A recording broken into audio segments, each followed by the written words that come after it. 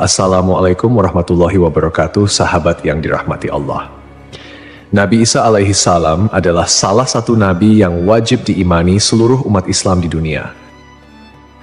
Beliau diutus oleh Allah Subhanahu wa Ta'ala kepada Bani Israel karena kesesatan yang dilakukan oleh kaum tersebut sepeninggal Nabi Musa alaihissalam. Tidaklah sempurna iman seorang Muslim bila tidak mengimani keberadaan salah satu dari 25 nabi-nabi yang memiliki kemuliaan di sisi Allah Subhanahu wa Ta'ala. Pada akhir zaman, Nabi Isa alaihissalam akan kembali turun ke bumi untuk membunuh Dajjal, musuh umat Muslim yang paling ditakuti karena kehebatan fitnahnya. Nabi Isa akan datang kembali ke muka bumi demi menegakkan kebenaran serta memberi petunjuk jalan menuju keselamatan. Selain itu, ia juga membawa misi penting untuk membunuh Dajjal. Dajjal akan menyebarkan fitnah, kemudian berusaha menyesatkan umat manusia agar jauh dari jalan Allah. Tipu dayanya amatlah dahsyat sehingga yang baik akan terlihat buruk. Namun, tahukah Anda mengapa justru Nabi Isa alaihissalam yang ditugaskan Allah Subhanahu wa Ta'ala untuk membunuh Dajjal? Mengapa bukan Nabi Muhammad Shallallahu Alaihi Wasallam yang secara syariat sebagai junjungan seluruh umat Muslim di dunia? Sejatinya, hanya Allah SWT yang tahu alasan mengapa mengutus Nabi Isa untuk membunuh Dajjal. Tapi sebelum lanjut, jangan lupa klik tombol subscribe, like, komen, dan lonceng notifikasi sahabat untuk mendukung channel ini agar terus menyiarkan syiar Islam. Serta silakan tulis harapan sahabat di kolom komentar. Semoga semakin banyak yang mengaminkan, maka makin cepat terkabul. Membuktikan Nabi Isa masih hidup. Alasan pertama yaitu membuktikan bahwa Nabi Isa masih hidup. Bangsa Yahudi dan Nasrani percaya bahwa Nabi Isa dibunuh dan disalib oleh orang-orang Romawi. Namun, sebenarnya Allah Subhanahu wa Ta'ala menyelamatkannya dengan menggantikan peran Nabi Isa alaihissalam kepada orang yang wajahnya diserupakan dengan beliau. Sedangkan Nabi Isa alaihissalam sendiri diangkat ke langit atas izin Allah Subhanahu wa Ta'ala. Karena ucapan mereka orang Yahudi, sesungguhnya kami telah membunuh Al-Masih Isa putra Maryam, Rasul Allah. Padahal mereka tidak membunuhnya dan tidak pula menyalibnya, tetapi yang mereka bunuh ialah orang yang diserupakan dengan Isa. Ini sesuai dengan Al-Quran surat An-Nisa ayat 159 yang artinya, tidak ada seorang pun dari ahli kitab kecuali akan beriman kepadanya Isa sebelum kematiannya. Dan di hari kiamat nanti, Isa itu akan menjadi saksi terhadap mereka. Hal ini membuktikan bahwa tuduhan bahwa Nabi Isa telah disalib oleh kaum Yahudi adalah salah. Sebab selama ini kaum kafir mempercayai bahwa Nabi Isa sudah wafat. Sementara Allah menegaskan dalam firman-Nya bahwa Nabi Isa telah diangkat ke langit sebelum kaum Yahudi membunuhnya. Di hari akhir, Dajjal muncul dengan segala tipu dayanya, kemudian dibaiat oleh kaum Yahudi. Kaum Yahudi juga bersedia menjadi bala tentaranya dengan keinginan membalas dendam terhadap kaum muslimin. Kemudian Allah menurunkan Nabi Isa yang menurut mereka sudah mereka bunuh di masa lalu. Allah menolong Nabi Isa sehingga berhasil membunuh Dajjal dan mengalahkan bala tentaranya. Di masa itu, mereka sama sekali tidak bisa lolos. Bahkan jika ada seorang Yahudi yang bersembunyi di balik pohon, batu, atau dinding, maka benda-benda itu akan berseru, "Di sini ada orang Yahudi." Dekat dengan Nabi Muhammad. Salah satu nabi yang memiliki kedekatan khusus dengan Nabi Muhammad adalah Nabi Isa. Aku adalah manusia yang paling dekat dengan Isa bin Maryam. Antara zaman kami berdua tidak ada nabi yang memisahkan. Selain itu, Nabi Isa sendiri pernah berdoa kepada Allah Subhanahu wa Ta'ala untuk dijadikan umat Nabi Muhammad. Oleh sebab itu, Nabi Isa diturunkan ke bumi untuk menjadi umat Nabi Muhammad. Pasalnya, berita tentang keistimewaan Rasulullah Shallallahu Alaihi Wasallam memang sudah diketahui pada zaman Nabi Isa. Hal tersebut diterangkan di dalam Injil sesuai surat Al-Fath ayat 29. Nabi Muhammad adalah utusan Allah dan orang-orang yang bersama dengan dia bersikap keras terhadap orang-orang kafir yang bersikap memusuhi, tetapi berkasih sayang sesama mereka.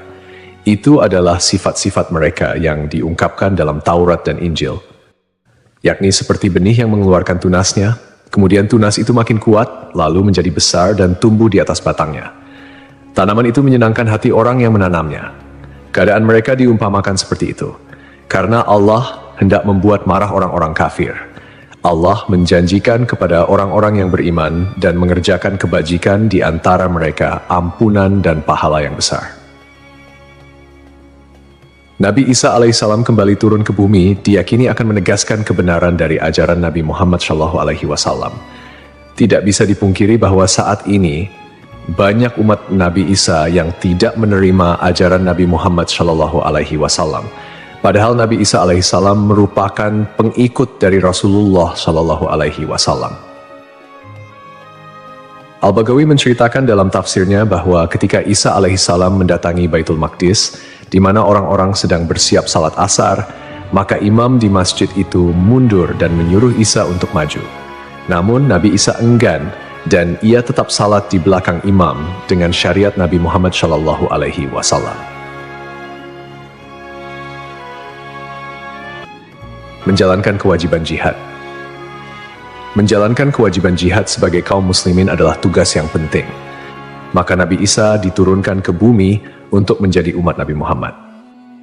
Keistimewaan Nabi Muhammad memang sudah diketahui sejak masa Nabi Isa dan diterangkan di dalam Injil sesuai surat Al-Fath ayat 29, yang artinya, Muhammad adalah utusan Allah dan orang-orang yang bersama dengan dia bersikap keras terhadap orang-orang kafir, tetapi berkasih sayang sesama mereka. Kamu melihat mereka ruku dan sujud mencari karunia Allah dan keridhaannya. Pada wajah mereka tampak tanda-tanda bekas sujud. Demikianlah sifat-sifat mereka yang diungkap Taurat dan sifat-sifat mereka yang diungkapkan dalam Injil. Saat Nabi Isa turun ke bumi, Dajjal sudah berada di tengah masyarakat dan memperdaya manusia.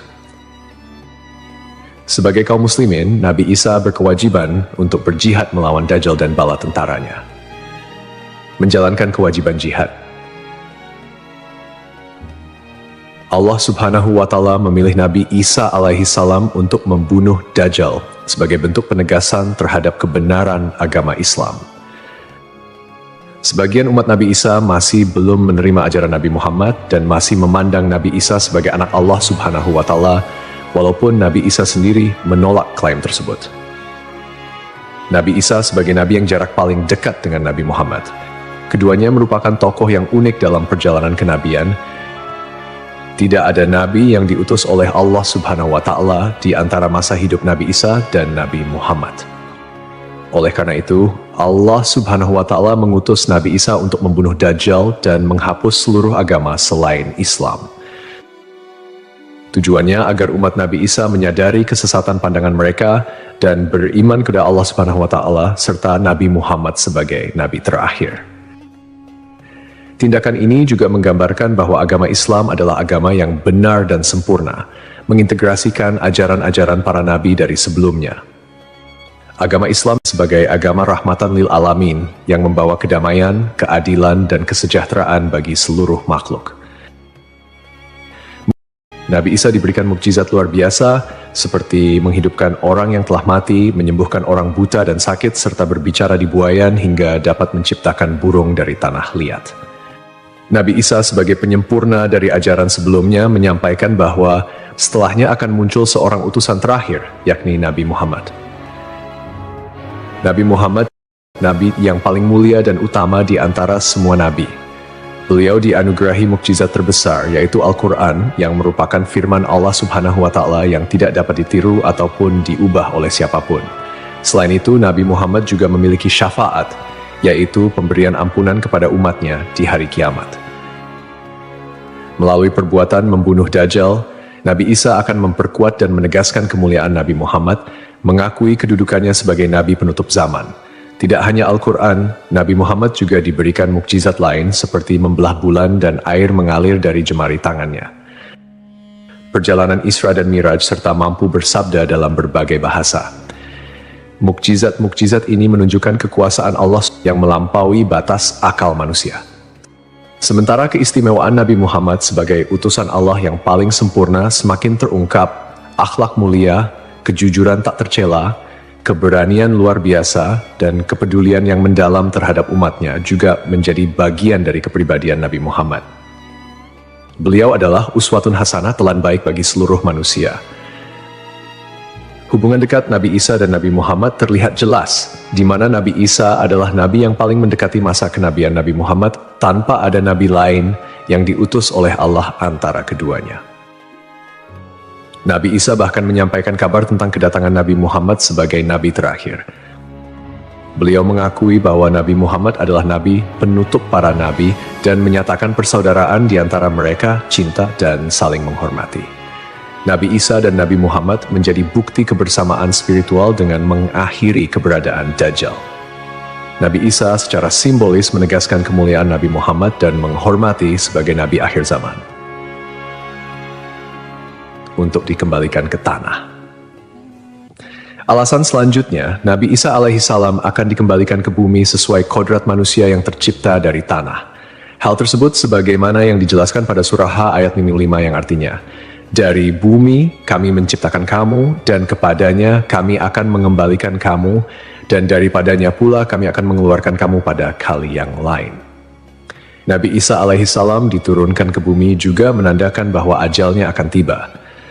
Setelah wafat, Nabi Isa alaihissalam akan dimakamkan di tanah suci, lalu dibangkitkan kembali bersama manusia lain di hari kebangkitan.